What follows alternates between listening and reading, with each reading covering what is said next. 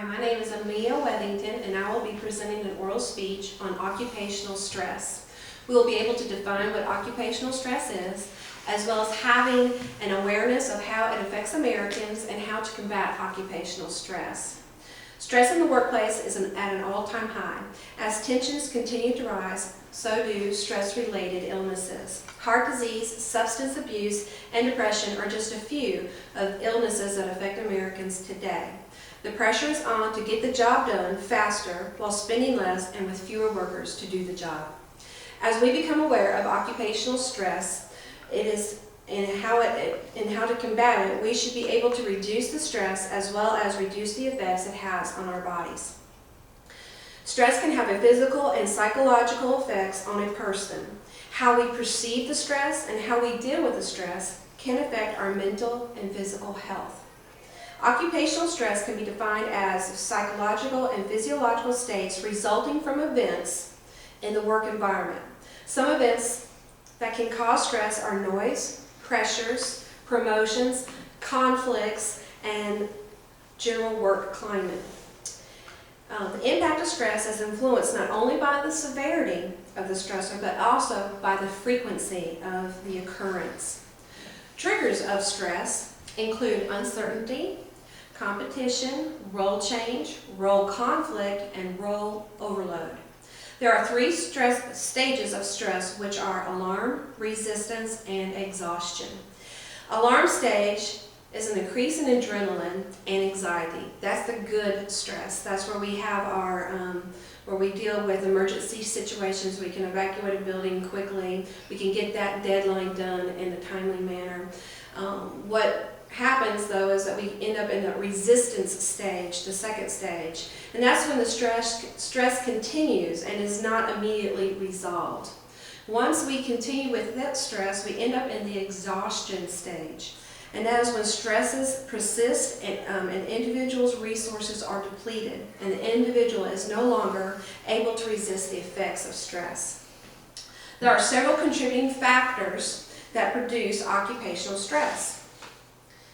Some of these factors are out of the individual's control and some are within their control. Some issues that are out of one's control are low staffing issues, uncooperative clients, lack of career opportunities within the organization, excessive paperwork, pressure to work faster, frequent interruptions of the task at hand, unclear role expectations, and receiving contradictory information. Contributing factors that are within one's control would be lack of support systems, meeting deadlines, insufficient personal time, and unfamiliarity with equipment. As we isolate ourselves and we don't speak about what's going on, we tend to hold it in.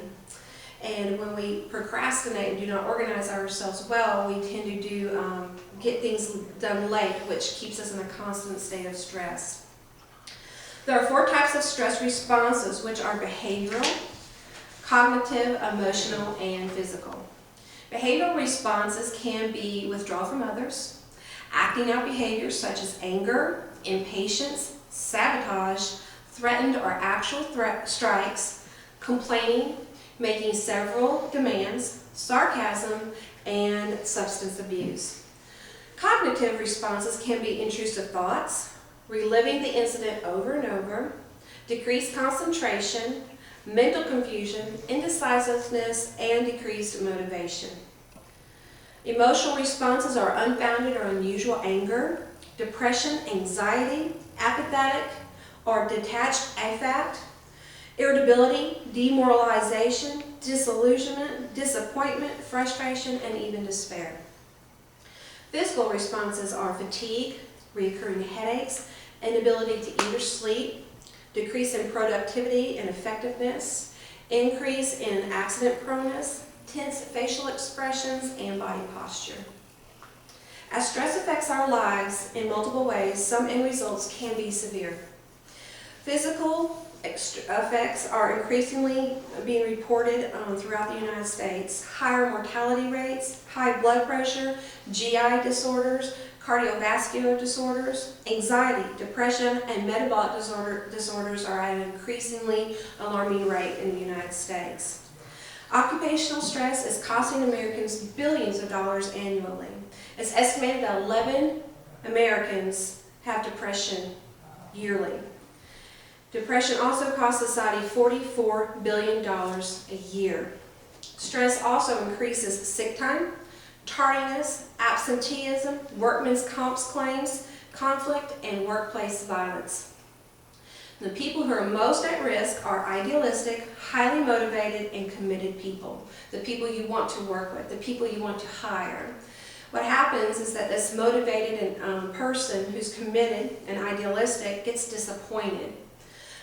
They find that they're not moving toward their perceived goals and do not feel effective in changing the environment. They tend to not leave the work at home. At work, they take it home with them. They do not refill their well. They're constantly given everything they've got at work, and by the time they got home, they're so depleted, they have no energy to fix it or refill it, and they go to bed and they start back over, empty.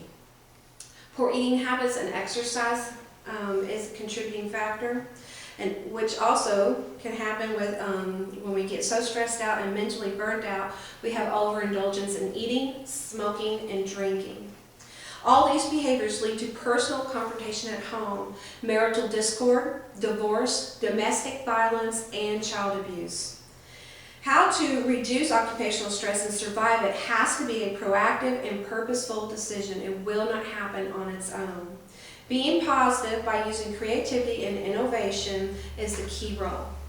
By channeling energy produced by that alarm reaction that we earlier spoke of into constructive and productive responses will help reduce some stress.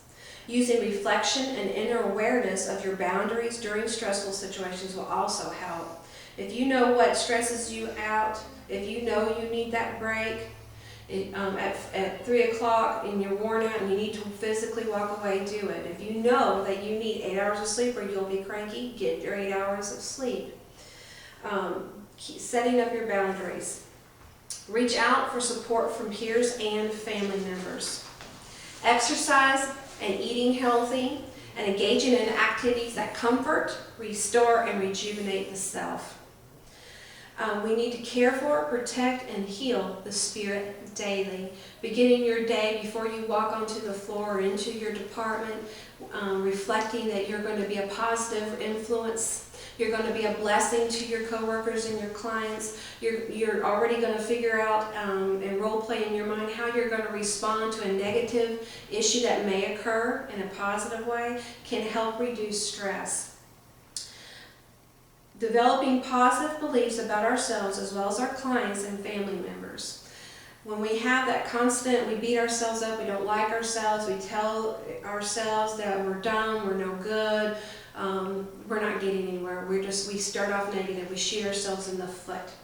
But as we begin to talk about how loyal we are at work, how we begin to think about, man, I handled that situation pretty well, you start to put some positive self-reflection back into yourself. And also being willing to embrace values that respect other people and cultures. If there's conflict in the workplace due to a value or a culture issue, that can cause undue stress. Having an open mind to what they have to say, agree to disagree, will help also limit that stress. In conclusion, in order to combat the daily onslaught of stress that surrounds us, we need to be able to be aware of contributing stress factors. Again, some of those contributors can be noise, pressures, conflict, or general work climate. We also need to be aware of some responses to stress, such as behavioral responses, which could produce anger, impatience, sarcasm, or complaining. Cognitive responses can be decreased concentration, mental confusion, and decreased motivation. Emotional responses are unfounded anger, depression, anxiety, or irritability. And physical responses are fatigue, reoccurring headaches, increased accident proneness, or inability to eat or sleep. Some positive ways to combat that stress is to do the basics, exercise and eat healthy. Other ways would be to channel that energy to create and be innovative. Reach out for support from your peers and family. But most of all, remember to be as passionate, understanding, and forgiving of ourselves as we are to our clients and loved ones. Balance giving to others and giving to ourselves.